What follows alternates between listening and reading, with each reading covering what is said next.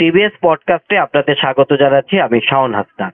আজ আমরা কথা বলবো গোপালগঞ্জে এনসিপি সমাবেশে যে হামলা এবং তারপরে গোপালগঞ্জে যে রণক্ষেত্র তৈরি হয়েছে সে বিষয়ে। এই ঘটনা দেশের রাজনীতি এবং আগামী নির্বাচনে কি প্রভাব ফেলবে সে বিষয়ে কথা বলতে আমাদের সঙ্গে যোগ দিয়েছেন লেখক, গবেষক এবং রাজনৈতিক বিশ্লেষক আলতাফ পারভেজ। জনাব আলতাফ পারভেজ, আপনাকে স্বাগত জানাচ্ছি। আমি একটু প্রথমেই জানতে চাচ্ছি, আজকে যে গোপালগঞ্জে এনসিপির একটি পদযাত্রা ছিল, তারা আসলে পুরো দেশব্যাপী একটা পদযাত্রার কর্মসূচি নিতে, তারই অংশ হিসাবে তারা আজকে গোপালগঞ্জে তাদের পদযাত্রা ছিল, কিন্তু সেখানে আসলে একটি বাধা হামলা এবং সে সবশেষে একটি রণক্ষেত্র তৈরি হয়েছে। এই ঘটনাটিকে আপনি কিভাবে দেখছেন?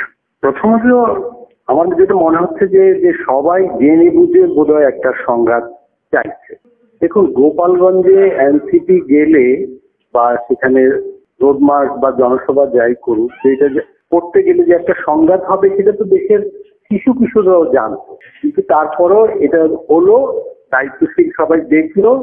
সংঘাত হওয়ার পরে 144 দ্বারা জারি হলো, যেটা আগেই জারি হতে পারছে। এখানে পক্ষ তিনটা, এনসিপি, সরকার এবং গোপালগঞ্জের মানুষদের একাংশ। আমি বলবো না যে গোপালগঞ্জের সবাই এই ঘটনায় যুক্ত, কিন্তু গোপালগঞ্জের মানুষদের যারা যুক্ত তারাও নিশ্চয়ই একটা পক্ষ। আমি একে একে বলতে চাই। দেখুন, এনসিপি জনসভা করার অধিকার তো আছে। তারা গত প্রায় 15 দিন ধরে দেশের বিভিন্ন জায়গায় জনসভা করছে, ফলে সেই অনুযায়ী তারা গোপালগঞ্জে জনসভার ঘোষণা দিল। যদিও ঘোষণাটা খুব উত্তেজক ছিল, ঘোষণার ভাষা সোশ্যাল মিডিয়ায় মার্চ টু গোপালগঞ্জ ইত্যাদি, কিন্তু তারপরও তারা যে একটা জনসভা করতে চেয়েছে গোপালগঞ্জে, এটা তাদের অধিকার আছে। কিন্তু গোপালগঞ্জের সামাজিক মনোভাব, রাজনৈতিক মনোভাব কি, এটা তো গভর্নমেন্ট, সরকারের বিভিন্ন সংস্থার জানার কথা। সরকারের বিভিন্ন এজেন্সি নিশ্চয়ই সেই বিষয়ে তাদের ঊর্ধ্বতন কর্তৃপক্ষকে অবহিত করার কথা।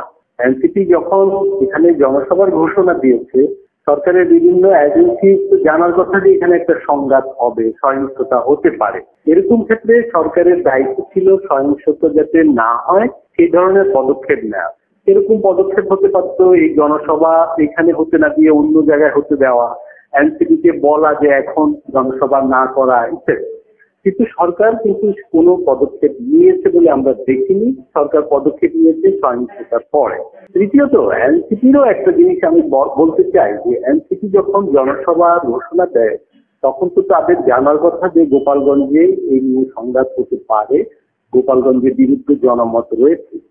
ফলে কোথাও জনমত যদি বিরুদ্ধে থাকে তাকে তো জোর করে পক্ষে আনা যাবে না, তার সঙ্গে একটা আলাপ আলোচনা করতে হবে, তার ঘরে ঘরে যেতে হবে। এখানে কয়েকটা মাইক্রোবাস নিয়ে গিয়ে আমরা তো একটা জনসভা করে আসছি, গোপালগঞ্জের মনোভাব পরিবর্তন হবে না। দেখুন, এই গণ অভ্যুত্থান যখন ঘটলো তার 1 সপ্তাহ পরে সারা দেশে যখন উল্লাস হচ্ছিল, গোপালগঞ্জে কিন্তু বিগত সরকারের সমর্থনে 2-1টা সমাবেশ হয়েছে।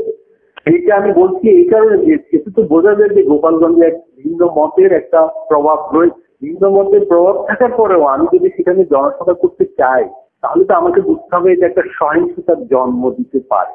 সহিংসতা এড়িয়ে যাওয়াই তো যে কোনো দায়িত্বশীল রাজনৈতিক দলের কাজ। আমরা সামনে নির্বাচন, এরকম একটা সময়ে শান্তি বজায় রাখা যেখানে সকলের দায়িত্ব, সেখানে নিশ্চয়ই সহিংসতার প্রসার আমরা চাইব। আবার গোপালগঞ্জের মানুষদেরও আমি বলতে চাই, বা সে বিষয়ে আমার মত হলো যে দেখুন, টিএনএর গাড়ি ভাঙচুর, পুলিশের গাড়ি ভাঙচুর, এগুলো তো সম্পূর্ণরূপে সন্ত্রাসী কাজ। একজন পিওনও তার দায়িত্ব পালন করতে গিয়েছেন, সেখানে তার গাড়ি ভাঙচুর করা হলো। এটা কি বার্তা দেয়? গোপালগঞ্জের মানুষ তো বাংলাদেশের বাইরে নয়, গোপালগঞ্জে বাংলাদেশের বাইরের কোনো জায়গা নয়। বাংলাদেশের ভেতরে যদি একটা রাজনৈতিক পরিবর্তন ঘটে থাকে, গোপালগঞ্জের মানুষকে সেই বাস্তবতাটা তো বুঝতে হবে।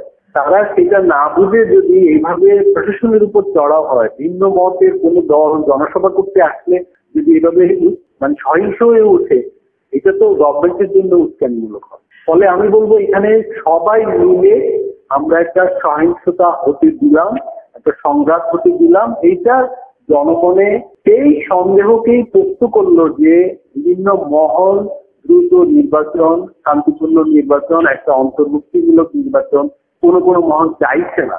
এগুলো যেন তাদের হাতকে শক্তিশালী করা হলো। আমি একটু আপনার কাছে একটু জানতে চাচ্ছি, আমরা সম্প্রতি দেখছি যে বিশেষ করে যারা জুলাই আন্দোলনের মানে শরিক ছিলেন, বিশেষ করে বিএনপি, জামাত এবং এনসিপি, তাদের মধ্যে কিন্তু রাজনৈতিক বিভিন্ন কথা কাটাকাটি, তারপরে একে অপরের বিরুদ্ধে বিভিন্ন স্লোগান, সেগুলো আমরা রাজপথে দেখেছি। তো এর মধ্যে আবার গোপালগঞ্জে আজকের এই ঘটনা, সব মিলিয়ে রাজনীতি কি একটি উত্তপ্ত জায়গায় চলে যাচ্ছে? আমার রাজনীতি আসলে অনেকদিন ধরে, বিগত কয়েক মাস ধরেই একটু একটু করে বেশি উত্তপ্ত হচ্ছে, এবং এর ফলে ওই যে আমি যেটা একটু আগে বললাম যে সুষ্ঠু নির্বাচনের যে স্বপ্ন, সম্ভাবনা, একটা ইনক্লুসিভ নির্বাচনের যে প্রত্যাশা মানুষের গত এক বছর ধরে চলছে, সেখানে কিন্তু ঘা পড়লো। এবং দেখুন, গোপালগঞ্জের সংঘাতের সাথে সাথে একদল লোক, একটা দলের কর্মী সংগঠনকে দেখলাম সারা দেশে ব্লকের দেখেছি। গোপালগঞ্জের এই সারা দেশের মানুষকে কেন দুর্ভোগ পোহাতে হবে, এটা আমি বুঝতে অক্ষম। আবার কিছুক্ষণ পরে তারা ব্লকের মানে প্রত্যাহারের ঘোষণাও দিয়েছে। রাজনীতি করতে হলে কিন্তু হটকারী আচরণ, অদূরদর্শী আচরণ করলে কিন্তু রাজনীতিতে মান কমে যায়। তেমনি গত কয়েক মাস ধরে সাংবিধানিক যে সংস্কার কমিশন, যে ঐক্য কমিশন রয়েছে, সেখানে যে বিভিন্ন দল যেভাবে বিবাদে লিপ্ত হচ্ছে, এবং এই বিবাদে লিপ্ত হওয়ার ফল হিসাবে সংস্কারের যে প্রায় বড় এজেন্ডাগুলোই যে এখনো অমীমাংসিত রয়ে গেল, এবং অমীমাংসিত রয়ে যাওয়ার মাঝে এক বছর পার হয়ে গেল, এগুলো তার মানে আমরা এই যে এত বড় গণঅভ্যুত্থান হলো, এত লোক মারা গেল, এত লোক আহত হলো, তো এটা থেকে প্রাপ্তি কি? এবং এই যে প্রাপ্তিহীনতা আমরা 90-ও দেখেছি, 3 জনের রূপরেখা হয়েছিল, রাজনৈতিক দলগুলি সেটা বাস্তবায়ন করে নাই। তাদের ব্যর্থতার কারণে 90-এর গণঅভ্যুত্থান থেকে কিছু পাওয়া যায়। এবারও মনে হচ্ছে এই রাজনৈতিক দল, প্রবীণ রাজনীতিবিদ এবং নবীন রাজনীতিবিদ, তাদের কাজিয়ার কারণে আমাদের মনে হচ্ছে এবারও গণঅভ্যুত্থানের সুফল, প্রত্যাশা, স্বপ্নগুলো আবার ব্যর্থ হতে যাবে। হয়তো আমরা একটা নির্বাচন পাবো, এখন হয়তো বলছি, কারণ নির্বাচনের পথেই এখন যেভাবে সহিংসতা ছড়াচ্ছে, এই সহিংসতা তো আগামীতেও ছড়াবে। এই ধরনের দায়িত্বহীনতা, এই ধরনের উস্কানি, এই ধরনের হটকারী আচরণ, এই ধরনের সবাই মিলে এই সহিংসতাকে আমন্ত্রণ জানানো, এগুলো থেকে তো মনে হয় আমাদের বিকল্প কোনো শান্তিপূর্ণ পরিবেশ আমরা আশা করতে পারছি না। সেক্ষেত্রে যদি পরিস্থিতি এরকম উত্তপ্তই থাকে, সেটা কি আসলে মানে নির্বাচনকে আরো পিছিয়ে দেবে বলে আপনি মনে করেন? না, আমি বলবো যে নির্বাচন পিছিয়ে দেওয়ার কোনো সুযোগ নাই। এটা একটা প্রচন্ড রকমের ওয়াইড ধারণা, কারণ তাহলে সহিংসতা, নৈরাজ্য সারা দেশে আরো ছড়িয়ে পড়বে। নির্বাচন ফেব্রুয়ারিতেই হতে হবে, নির্বাচন আরো আগে হলেই ভালো হতো আমার মতে। কিন্তু যেহেতু ফেব্রুয়ারি দিনক্ষণ বলা হচ্ছে, ফেব্রুয়ারি হলেই ভালো। কিন্তু যেটা দুর্ভাগ্যের ব্যাপার, দেখুন গত এক বছর ধরে বাংলাদেশ সেনাবাহিনী মাঠ পর্যায়ে এই আইন শৃঙ্খলা রক্ষা করে বিভিন্ন রাজনৈতিক দল এবং সরকার তাদের ভূমিকার মাধ্যমে সহিংস পরিবেশের শিক্ষা সেনাবাহিনীকে আমরা বলছি সেগুলো যে কমানো, দমানো, শান্তি কায়েম করার জন্য। এটা তো একটা দেশের মানে একটা প্রতিরক্ষা বাহিনীর জন্য বিরাট একটা পেইনের ব্যাপার যে এক বছর ধরে তারা মাঠ পর্যায়ে রয়েছে এবং অন্যরা দায়িত্বশীল আচরণ করছে। তাদের অন্যদের দায়িত্বশীল আচরণের ফল ভোগ করতে হচ্ছে আমাদের সশস্ত্র বাহিনীকে, যৌথ বাহিনী, এবং এটা তো তাদের জন্য বিরাট একটা চাপের ব্যাপার, আমাদের প্রতিরক্ষা কাঠামোর জন্য একটা চাপের ব্যাপার। এখন নির্বাচনকে সামনে রেখে যদি এরকম সহিংসতা আরো বাড়ে, 300 নির্বাচনী আসন জুড়েই যদি এভাবে রক্তপাত শুরু হয়ে যায়, সেনাবাহিনীর জন্য তো এটা প্রচন্ড কঠিন একটা ব্যাপার হবে দায়িত্ব পালন। আমি তো বলবো আমরা আমাদের এই বিভিন্ন মহলের দায়িত্বহীনতা আমাদের প্রতিরক্ষা বাহিনীকে একটা বড় ঝুঁকিতে ফেলে দিই।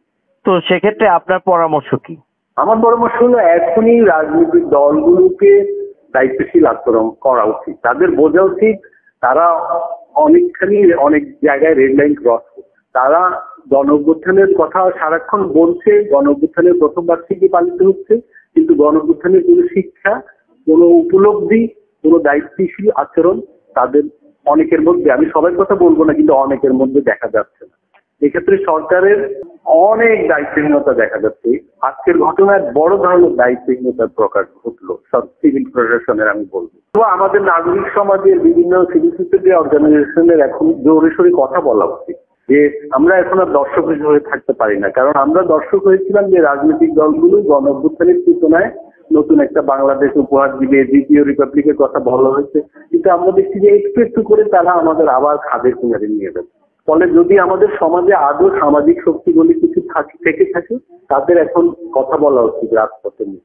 জি, আপনাকে অসংখ্য ধন্যবাদ আমাদেরকে সময় দেওয়ার জন্য।